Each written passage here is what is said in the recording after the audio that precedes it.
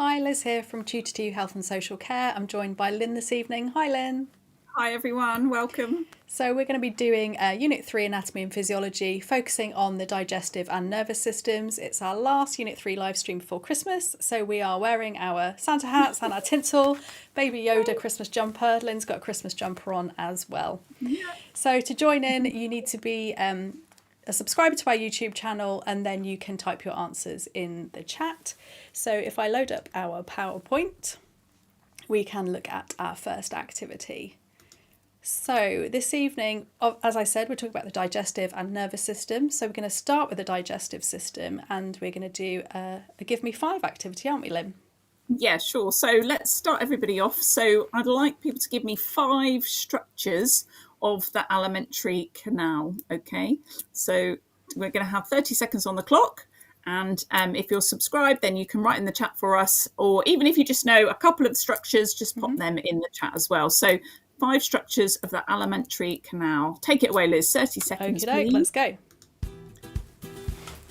What do you think? You see we've got Asosa joined us this evening. Any thoughts, Asosa? 5 structures of the alimentary canal.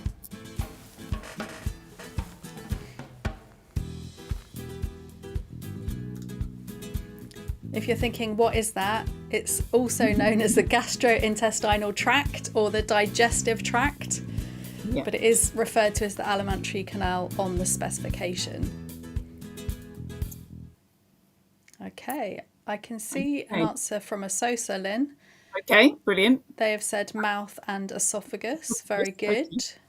Excellent. Any other structures you're aware? Okay, so stomach, large intestines. Okay. Brilliant, Asosa.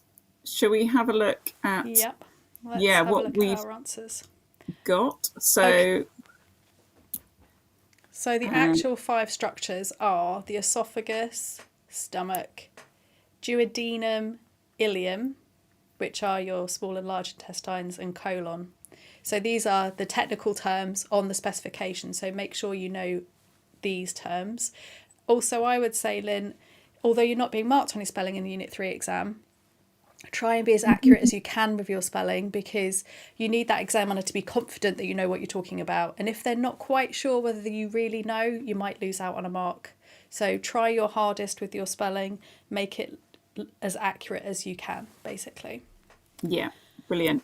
Okay, and if you're not sure if something goes in, just, when your revision, keep referring to the specification. Yeah, absolutely. Okay, Well done.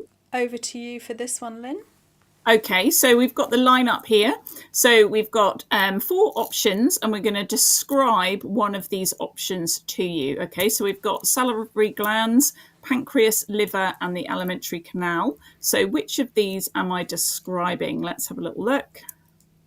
So this organ is responsible for producing bile, which aids in the digestion of fats. Okay, any thoughts? If you have an idea, just pop A, B, C, or D in the chat as the descriptions come up. Okay, so we've got 2 answers so far. Okay. Halima is saying C, the liver, and Asosa is also saying the liver. Okay, so should we go for another clue? Yeah, let's see if you're on the right track.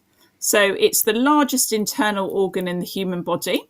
Okay, that's an interesting fact as well.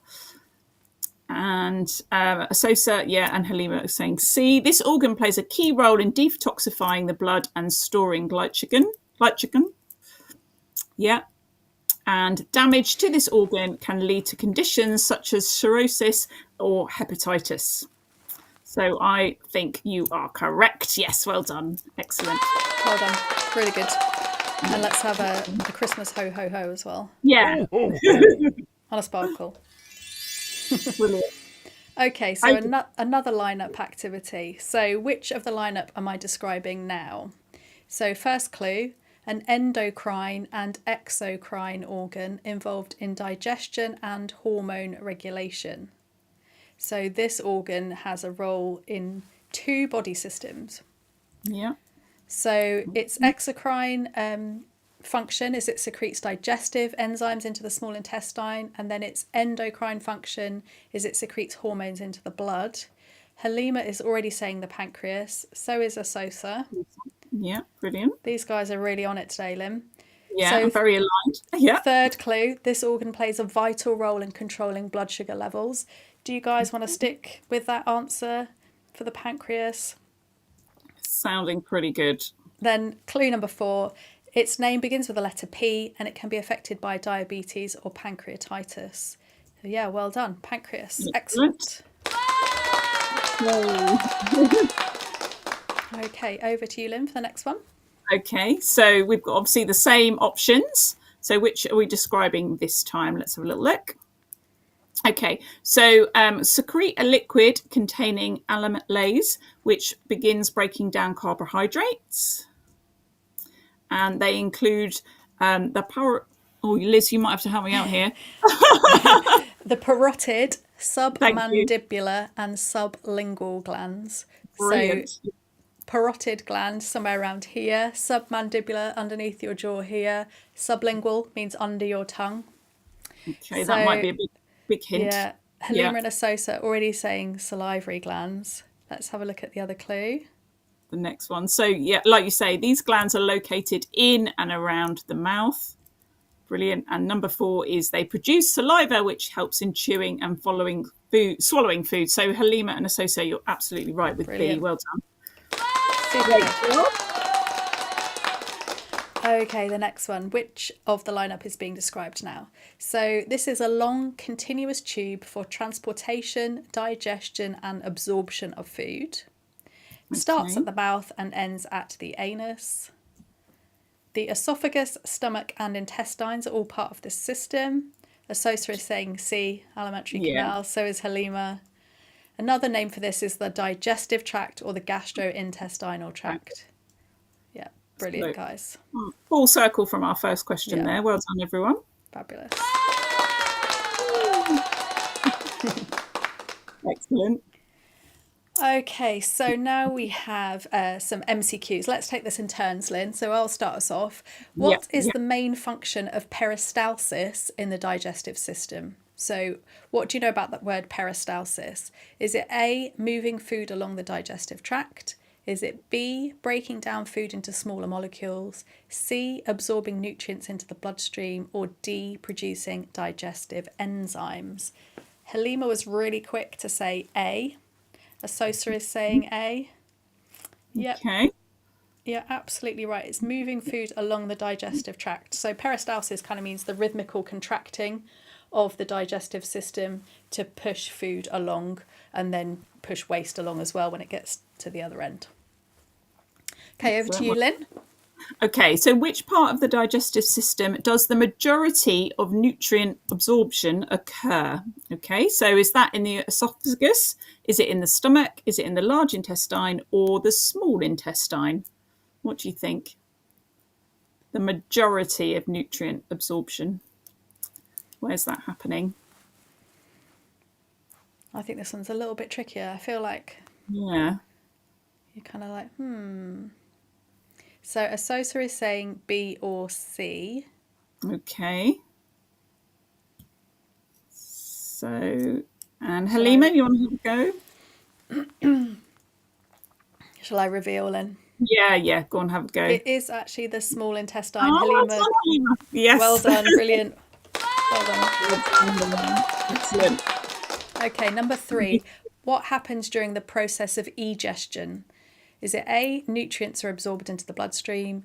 B, food is chewed and swallowed? C, undigested waste is expelled from the body? Or D, enzymes break down large food molecules? So which of those is describing egestion? Halima's so quick. Straight in. Asosa as well. Brilliant. Yep. It is when undigested waste is expelled from the body. It is the pooping. Egestion. Yeah. Okay, Lynn, over to you for this one. Well done. So which enzyme in the saliva begins the digestion of carbohydrates? Is it amylase, protease, liptase, or pepsin? What do we think? I think we've already mentioned this tonight, haven't we? Yes. Asosa is straight in, I think, with A. Yes. And any other thoughts, Halima? It's absolutely correct. Amylase. Yep, well done. I mean, brilliant. Excellent. Well done, Amylase. Well done, Halima. Really good, really good. Okay, number 5. During digestion, what is the role of bile, which is produced by the liver? Is it A, neutralising stomach acid in the esophagus? B, breaking down proteins into amino acids? C, emulsifying fats to aid the digestion? Or D, absorbing water into the bloodstream? We have also mentioned this evening. So A, B, C, or D? Halima's going C. Emulsifying fats to aid in their digestion. Just wait Any a little bit different longer. thoughts? People a chance. Yep, absolutely right. It is Well done, C. Halima. Yeah, excellent, really good. Brilliant. Okay, so this time we're going to give you 90 seconds and we're going to give you 3 questions, okay? And it's 3, 2, 1. So, Liz, if we bring them up on the board here. So we would like you to give us 3 effects of stomach ulcers. Then we'd like you to give us 2 causes of hepatitis, okay? And then 1 key feature of celiac disease, okay? If you can't think of 3 effects of stomach ulcers, just, tell us what you do know. But yeah, so go 90 seconds, have a think about those. Effects of stomach ulcers, causes of hepatitis, and key feature of celiac disease. Have a go. Oh, we've got our funky music. Brilliant. 4, 3, 2, 1.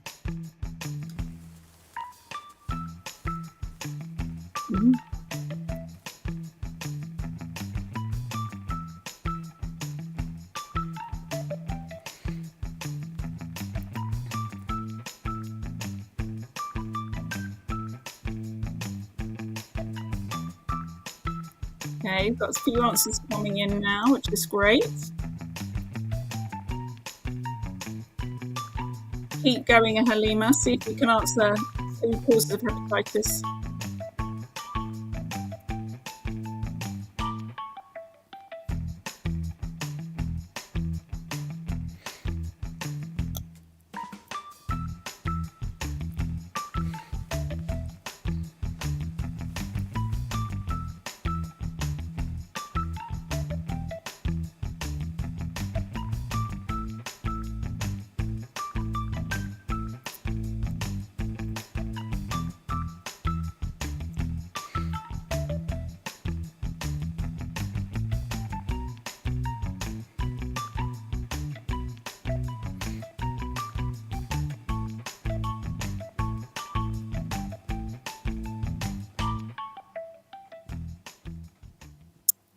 Okay, so if we take 3 effects of stomach ulcers first, Liz. So we've got some really nice answers here. So Halima's talked about abdominal pain, nausea, and weight loss.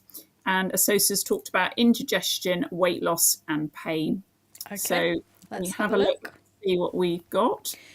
We have abdominal pain and discomfort. So it's often described as a burning pain. Nausea and vomiting due to irritated stomach lining, digestive issues such as bloating and indigestion, and yes, all of that can contribute to weight loss because you don't want to eat when you have nausea and vomiting.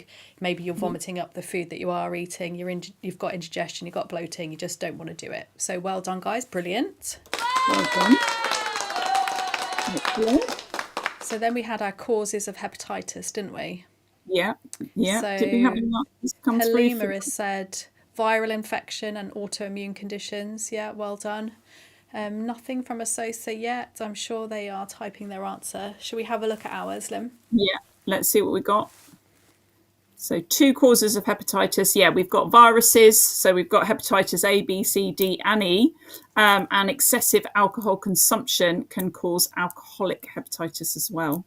Brilliant. And then we wanted 1 key feature of celiac disease, didn't we? Yeah. So Halima said celiac disease is an autoimmune condition. Yep. Should we have a look at our key feature? So celiac disease is characterised by an autoimmune reaction, well done Halima, specifically to gluten, which is a protein which we find in wheat and barley and rye. And people with celiac disease, if they consume gluten, it causes an autoimmune reaction which then damages the lining of the small intestine. So that can cause issues with nutrient absorption. It can also cause problems like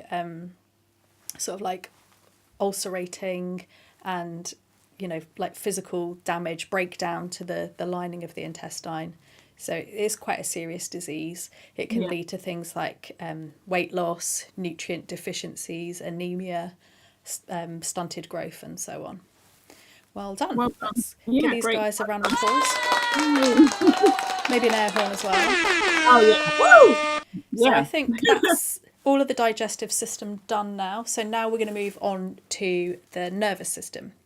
So we've got a series of big reveals, and each of them is about subsystems of the nervous system. So you can talk about the nervous system generally, but it has some specific systems within it. Okay, so can you work out which one we are talking about? Maybe I'll do the first one, Lim. Sure, yeah. Okay, so this subsystem consists of 2 main structures that coordinate the body's responses and processes. Okay, so 2 main structures in this system. It interprets sensory information and sends signals to control muscles and organs.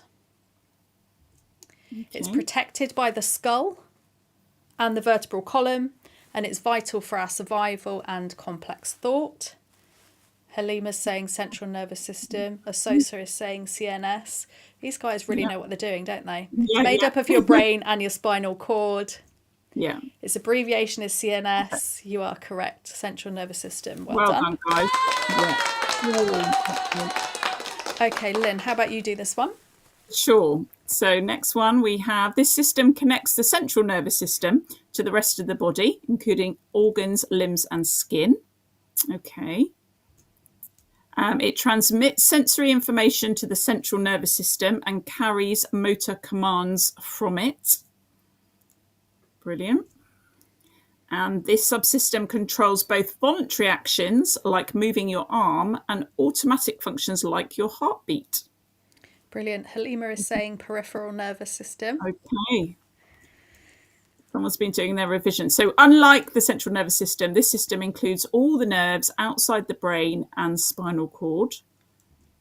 And finally, its abbreviation is PNS. So well done, the peripheral nervous system. Excellent, Halima. Well done. You'll definitely know your system there. Okay, so this one now. This system is activated during times of stress or danger. Okay, That's so this good system, clue. Yeah. activated when we're frightened, we're feeling stressed, maybe we're nervous about something. So it increases our heart rate and it redirects our blood flow to muscles to prepare the body for action. Okay. Yeah. It's known as the fight or flight system. Another good clue.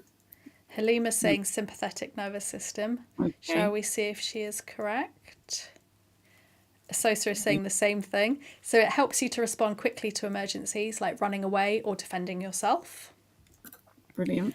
And it speeds up your body's processes when you are scared or stressed. Yep, well done, guys. Sympathetic nervous system. Nervous system. Brilliant. Yeah.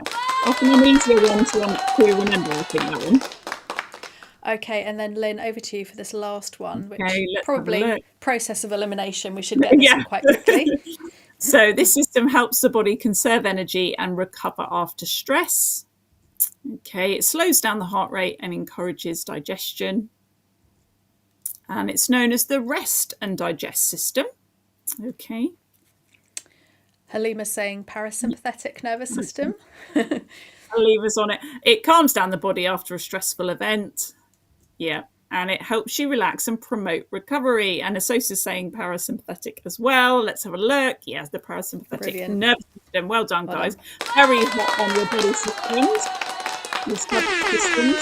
Woo! Wow, Okay, that's so quite an air horn, isn't it? just a top tip to help everyone remember which of the two systems, sympathetic or parasympathetic. So if you think about the sympathetic nervous system in terms of sympathy for stress, lots of S's in this one. So remember, this one kicks in when you're under stress or in danger. So sympathetic nervous system kicks in when you're in danger. It's giving you sympathy for your stressful situation. So you can think about sympathetic with being sympathetic to or responding to danger and stress. And remember, I said it's all about the S's. So stress, speed, survival, that's your sympathetic nervous system. And then on the other hand, your parasympathetic, think about that as your parachute for peace. So this one slows things down like a parachute, helping you to land calmly and safely after your stress. So think about peace, pause, and recovery for your parasympathetic. So remember, you can download this PowerPoint this evening or tomorrow. I'll upload it probably about 7:30. So give me a bit of time, and then you can go through this if you need to. You can maybe add this to your revision notes or your flashcards. Really good. Okay, over to you, Lynn. Okay, brilliant. So we've got lots of terms here on the screen that we'd like you to do some sorting with. So you've got 60 seconds to separate these statements into those that either describe Parkinson's disease, or those that describe dementia, or those that describe both conditions. Okay, so which of those statements relate more to Parkinson's, which relate more to dementia, and which could actually apply to both?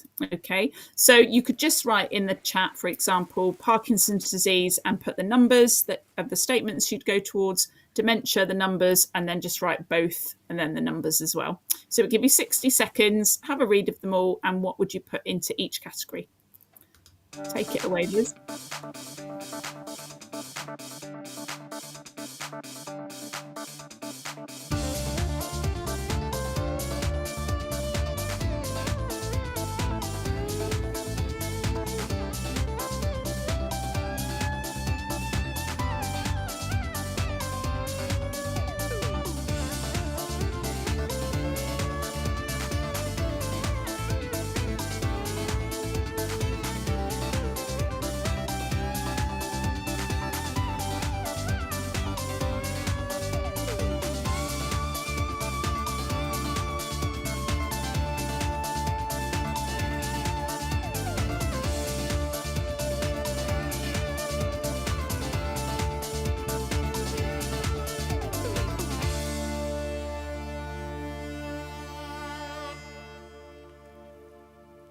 Well, between Halima and Associa, they've just smashed it out of the park. So well done. Amazing. Yeah, really good. If we look first at Parkinson's, Halima has talked about number 6 causes tremors, stiffness, and slowed movements. And then also talked about linked to the loss of dopamine producing neurons. Okay. So I think Halima and Associa are in agreement about those two. So they're being mainly to do with Parkinson's disease. Yep. And then dementia being very much associated with brain conditions like Alzheimer's disease and causes memory loss, confusion as primary symptoms. So should we do a reveal, Liz, Yep. and if they're right? And the others are all kind of symptoms of both of those conditions. Yeah, brilliant. Well done. Yeah, excellent. Well done. Really good. Absolutely spot on. I think we could have a... Oh yeah, we should have a ho ho ho, shouldn't we? Ho, ho, ho, yeah. And a sparkle. Yeah, excellent. Okay, so this is our last activity for this evening. So I will run through some clues to help you work out what disorder is hidden behind the question mark. So our first clue is this condition involves damage to the protective sheath surrounding nerve fibres, that myelin sheath, disrupting communication between the brain and the body. It's an autoimmune disease that primarily affects the central nervous system, including the brain and spinal cord. I can see Halima's already given us an answer. Common symptoms include fatigue, muscle weakness, vision problems, and difficulty with coordination and balance. It's often diagnosed in young adults, and it's more common in women than in men. Okay. And its abbreviation is MS. Brilliant. I can see that Halima's now typed out the full answer. This is multiple sclerosis. Well done. Excellent. Okay, so that is the end of our Digestive and Nervous Systems live stream. We are back with Unit 3 live streams in January. I think the first one is it on the immune system, Lynn? Lymphatic? Yeah, the lymphatic. Yeah. Lymphatic system and immune system. Yeah. So do join us in January. Over your Christmas break, do some revision, because obviously you've got January exams, but also remember to relax and have fun as well. If you are doing Unit 2, you can join me in about 15-20 minutes for a Unit 2 live stream. But thank you so much for joining us. Excellent work. Well done. Give you a Merry Christmas. Merry Christmas. Bye, everyone. Bye.